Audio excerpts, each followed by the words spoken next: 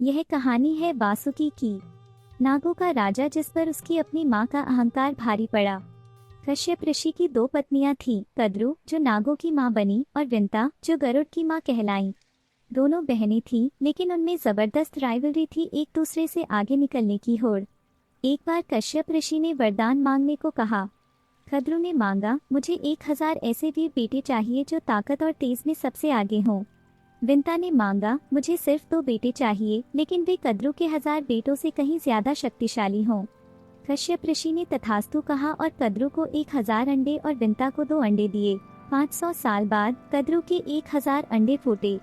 उनसे वासुकी, शेषनाग, तक्षक जैसे महान नाग योद्धा बाहर आए। कद्रु गर्व से फूल उठी, पर विंता बेचैन थी, उसके अंडे अभी तक नहीं फूटे थे। ईर्ष्या और अधीरता में आकर उसने अपना एक अंडा जबरदस्ती तोड़ दिया। अंदर एक बेटा था, लेकिन माँ की जल्दबाजी के कारण उसका शरीर अधूरा था। यही उनका पहला बेटा अरुण था, जो बाद में सूर्य देवता का सारथी बना। अरुण अपनी माँ की जल्दबाजी से बहुत नाराज हुए और शाप दिया, तुम अपनी बहन कद्रु की स्लेव बनोगी। तुम्हें इस स्लेवरी से मेरा छोटा भाई गरुड़ ही आजाद कराएगा। कद्रु को विंता को दासी बनाने का मौका चाहिए था। तभी दोनों ने इंद्र के सफेद घोड़े उच्चैश्रवा को देखा। कद्रु ने छल करते हुए कहा कि घोड़े की पूंछ काली होगी और विंता ने कहा कि वह पूरी सफेद होगी। उन्होंने शर्त लगाई, जो हारेगा वह दूसरे का स्लेव बन जाएगा। कद्रु को पता था कि पूंछ सफेद है, इसलिए उसने अपने बेटों से कहा कि वे जाकर पूंछ से लिपट जाएं और उसे विष से काला कर दें। वासुकी और धर्म का साथ देने वाले अन्य नागों ने यह अधर्म करने से मना कर दिया। वासुकी बोले, माँ, यह छल है, हम धर्म नहीं छोड़ेंगे। वासुकी के इस विद्रोह से कद्रु फिर भड़की। उसने क्रोध में आकर उन सबको भयानक शाप दिया, तुम सब मेरी बात नहीं मानोगे। भविष्य में तुम सब राजा जन्मेजय के सर्प यज्ञ में जलकर भस्म हो जाओगे। इस श्राप से पूरी नाग जाति पर विनाश का साया पड़ गया। अब वासुकी को अपनी माँ के शाप से अपनी पूरी जाति को बचाना था। पूरे नागलोक की डेस्टिनी अब राजा वासुकी के कंधों पर थी। उन्हें इस भयानक शाप से बचने का रास्ता चाहिए था। तभी भगवान विष्णु की योजना से देवताओं और असुरों ने अमरता के लिए समुद्र मंथन का फैसला किया। उन्हें मंदर पर्वत को मथने के लिए एक बहुत लंबी मजबूत रस्सी चाहिए थी। साक्षात भगवान विष्णु ने इस काम के लिए वासुकी का नाम लिया। वासुकी को पता था यह उनके कबीले को बचाने का एकमात्र मौका है। वासुकी ने अपनी जिम्मेदारी स्वीकार की। अपनी जाति को बचाने के लिए उन्होंने एक भयानक सैक्रिफाइस दिया। देवताओं और असुरों ने वासुकी को मंदर पर्वत के चारों ओर लपेट दिया। एक ओर देवता थे, दूसरी ओर असुर। दोनों ने खींचना शुरू किया। यह सदियों तक चला। यह सिर्फ रस्सी नहीं थी, यह वासुकी के शरीर पर असहनीय अत्याचार था।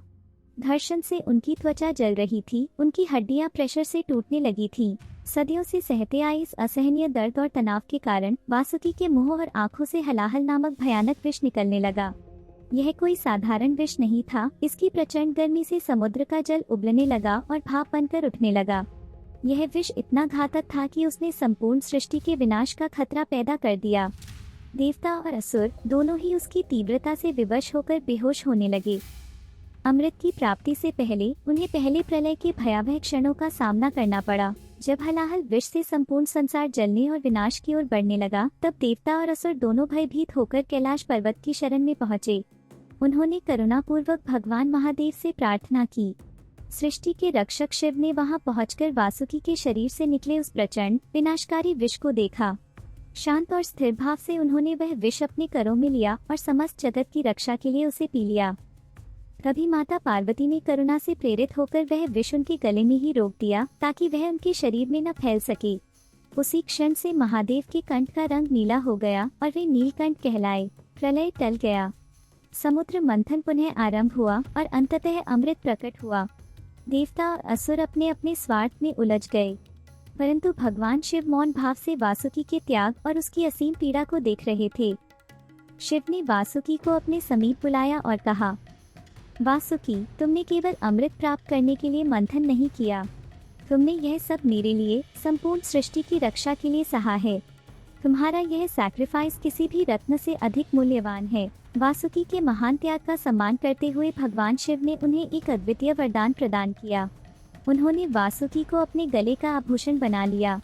एक शापित राजा जिसने अपनी जाति की रक्षा के लिए नरक समान यातना सही, अब स्वयं परमेश्वर के कंठ की शोभा बन गया। वासुकी अब केवल नागराज नहीं रहे, वे शिव नाग बन गए। उन्हें नागलोक में सर्वोच्च गौरव प्राप्त हुआ, किंतु यह दिव्य सम्मान भी उनकी माता के उस भयानक शाप को मिटा न सका। वासुकी जानता था कि उसका सौतेला भाई तक्षक स्वभाव से अत्यंत क्रूर और अहंकारी है। उसी तक्षक ने एक दिन अर्जुन के पोता राजा परीक्षित को डसा। अपने पिता की मृत्यु का प्रतिशोध लेने के लिए परीक्षित के पुत्र जन्मेजय ने यह निश्चय किया कि वह पृथ्वी के सभी नागों का संहार करेगा।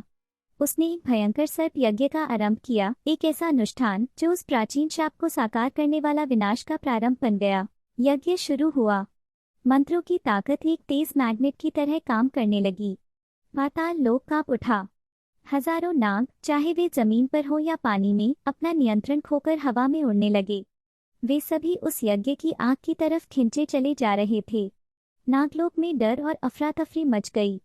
माँ बाप अपने बच्चों को और भाई बहन एक दूसरे को बचाने की कोशिश करने लगे। वासुकी अपने हजारों भाइयों और बच्चों को यज्ञ की आग में जलते हुए देखकर पूरी तरह बेबस थे। शिव के नागभूषण होने के बावजूद वे अपनी माँ के शाप को नहीं तोड़ सकते थे। उनका भाई तक्षक डर के मारे देवों के राजा इंद्रदेव के सिंहासन से चिपक गया। उसे उम्मीद थी कि इंद्रदेव उसे बचा लेंगे, लेकिन यज्ञ की आग की शक्ति इतनी ज्यादा थी कि इंद्रदेव का सिंहासन भी आकाश से नीचे खिंचने लगा। अब पूरी नाग जाति के विनाश का समय करीब आ चुका था। जब विनाश अपनी चरम सीमा पर पहुंच गया, वासुकी ने अपना अंतिम उपाय अपनाने का निश्चय किया। उन्हें याद आया कि ब्रह्मादेव ने भविष्यवाणी की थी, उनकी बहन जरत्कारु का पुत्र ही जन्मेजय के यज्ञ को रोक सकेगा। वासुकी तुरंत अपने भांजे आस्तिक के पास पहुंचे। आस्तिक वेदों और धर्मशास्त्रों के महान ज्ञानी थे।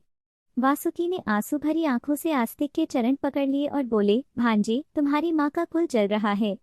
इस विनाश को रोकने की शक्ति और अधिकार इस सृष्टि में केवल तुम्हारे पास है। मामा की पीड़ा देखकर आस्तिक तुरंत यज्ञ मंडप की ओर गए। वहां का दृश्य भयानक था, जलते हुए नागों की चीखें और क्रोध से भरा हुआ राजा जन्मेजय। आस्तिक ने कोई बहस नहीं की, उन्होंने बुद्धिमानी और संयम से काम लिया। उन्होंने राजा जन्मेजय और वहां उपस्थित ऋषियों की विनम्रता से प्रशंसा की, उनके पूर्वजों के गौरव का बखान किया। उनकी बातों में ऐसी विनम्रता और ज्ञान था कि राजा जन्मेजय प्रसन्न हो गए। प्रभावित होकर राजा ने आस्तिक से कहा, वरदान मांगो। ठीक उसी समय तक्षक के साथ इंद्रदेव का सिंहासन भी खींचा जाने लगा। अपनी मौत नजदीक देखकर तक्षक डर के मारे कांप उठा। आस्तिक ने तुरंत हाथ जोड़कर शांत आवाज में वरदान मांगा, महाराज, आपने जो वचन दिया है उसे पूरा कीजिए। मुझे केवल एक वरदान चाहिए, इस सर्प यज्ञ को तुरंत रोक दिया जाए। राजा जन्मेजय अपने वचन से बंधे हुए भारी मन से बोले, तथास्तु, और यज्ञ तुरंत रुक गया। वासुकी की कहानी सिर्फ एक नाग की कहानी नहीं है। यह बताती है कि जिम्मेदारी और विजडम क्रोध और शक्ति से ज्यादा ताकतवर होते हैं। जहां उनकी मां का अहंकार पूरी जाति को विनाश की ओर ले गया, वहीं वासुकी का त्याग और दूरदर्शिता उन्हें बचाया। वासुकी ने सिद्ध किया कि सच्चा नेता वह है जो अपने लोगों को बचाने के लिए नरक तक से गुजरने को तैयार हो। अगर आपको कहानी पसंद आई तो समझिए कि इसे बनाने में हमने कितनी मेहनत की है। आपकी एक लाइक और सब्सक्रिप्शन हमें ऐसी और कहानियां लाने की उत्साह बढ़ाती है। हमारे चैनल पर ऐसे कई वीडियो मौजूद हैं। अगर आपको यह कहानी अच्छी लगी हो तो हमें सब्सक्राइब जरूर करें और चैनल को चेकआउट करना न भूलें। मिलते हैं अगले वीडियो में।